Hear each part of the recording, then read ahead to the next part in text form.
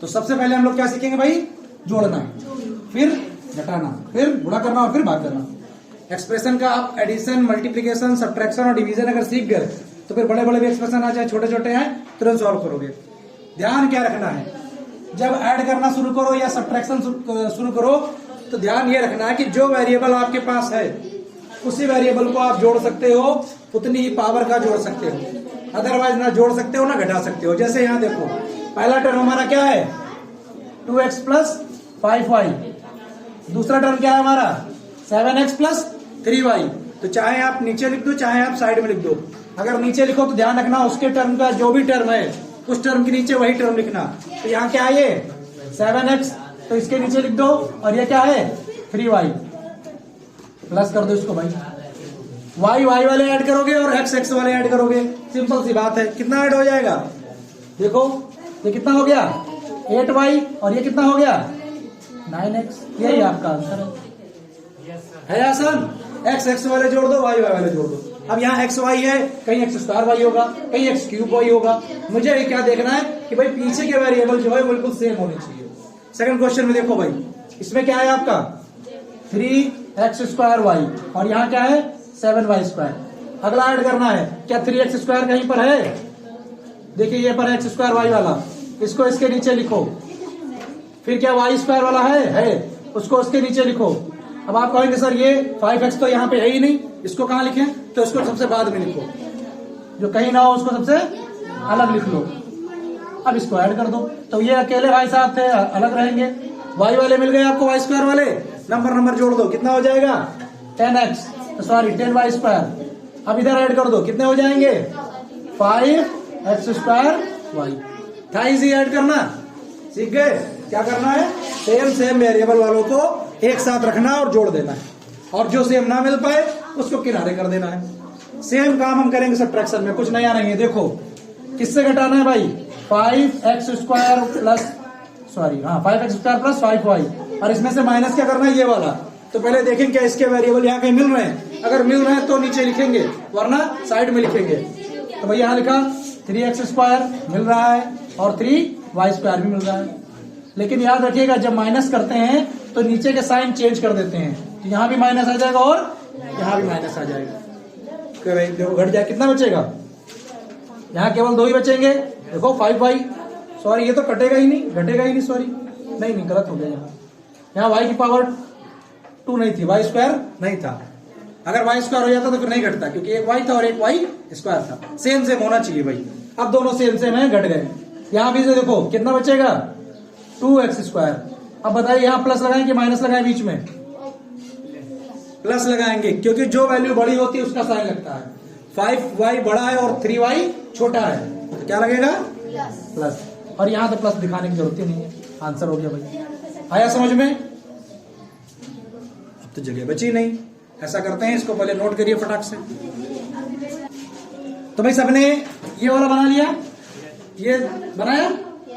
चलो शुरू करते हैं। क्या बोले थे भाई? जो फ्रॉम होगा उसको पहले लिखेंगे और इसको बाद में। लेकिन तेजल क्या कह रहे थे भाई?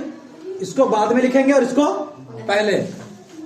उल्टा बोल दिए, इसको पहले लिखेंगे, फ्रॉम के मतलब से होता है, और इसको बाद में। अब लेकिन नीचे लिखते समय ध्यान रखिएगा कि सेम वेरिएबल वाला सेम वेरिएबल के नीचे लिखा जाए। तो क्या x स्क्वायर y है, उसके नीचे उसको लिख दीजिए, प्लस y वाला भी है, उसको उसके नीचे लिख दीजिए। और माइनस करते समय क्या बताए थे? साइन को चेंज कर दीजिए। अगर प्लस है तो माइनस कर दीजिए, माइनस है तो प्लस कर दीजिए, साइन चेंज कर दीजिए। कितना बचेगा यहाँ पर? केवल सिंगल y। भाई देखो 3y और 2y, तो 3 में से 2 माइनस हुआ, 1 बचा, 1 लिखते नहीं है। बीच में साइन कहाँ का आएगा? प्लस का, क्योंकि प्लस वाली वैल्यू बड़ी है। इधर माइनस करो, कितना आएगा? 2x square y। प्लस का या माइनस का राजा? माइनस का, क्योंकि माइनस वाली वैल्यू बड़ी है। इस बार 5 हमारा जो है वो माइनस का है। हो गया भाई आंसर? किसी का आया था ये आंसर?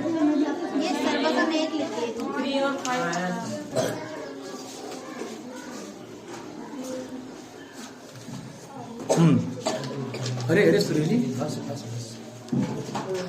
देखिए भाई पहला करते हैं, मल्टीप्लाई सीखते हैं। 2xy² को मल्टीप्लाई करना है 3x² से। मल्टीप्लाई जैसे नंबर का करते हैं बिल्कुल वैसे करना है।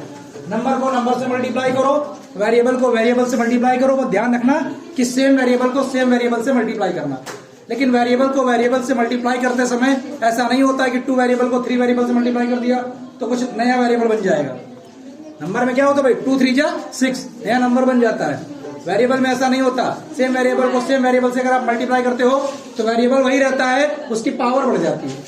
सिर्फ इतना होता है। जैसे मान लीजिए मेरे पास x अकेला है और आपने भी x है, मल्टीप्लाई कर दिया तो ऐसा नहीं होगा कि y बन जाएगा, वो x ही रहेगा बट पावर कितनी हो जाएगी 2। आपने एक और x मल्टीप्लाई कर दिया फिर भी x ही रहेगा लेकिन पावर कितनी हो जाएगी 3। तो यहाँ पर बात करिए पहले किसको किससे मल्टीप्लाई करेंगे, नंबर को नंबर से। तो 2 3 जा 6 नंबर की कहानी खत्म। अब वेरिएबल पे आइए, पहला वेरिएबल कौन है x और यहाँ पर क्या है x²। दोनों को मल्टीप्लाई करिए, कोई नया वेरिएबल नहीं बनेगा, x ही रहेगा बट पावर कितनी हो जाएगी 3 हुई। 3 पावर कैसे हुई, पहले वाला एक x था और 2x हम और ले आए, 2 3 जा 6 हो गया था। वेरिएबल को वेरिएबल से मल्टीप्लाई किया था और करते समय क्या बोले थे कि भैया वेरिएबल बदलता नहीं, सिर्फ उसकी पावर बढ़ती है। अब देखो y यहाँ भी, y यहाँ पे है ही नहीं तो ये y की पावर 2 ही रहेगी और यही आंसर हो गया। अगर यहाँ पर कोई हमारा y होता तो वो पावर में ऐड होता ना कि y बदल जाता। सेकंड क्वेश्चन करते हैं।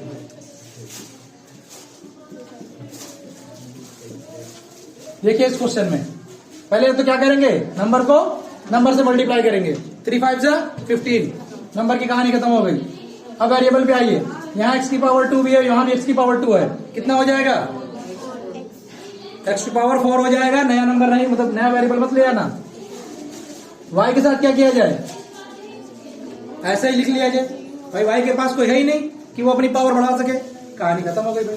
आया मल्टीप्लाई करना, एक बड़ा सा मल्टीप्लाई बनाते हैं। खतरनाक गुड मॉर्निंग।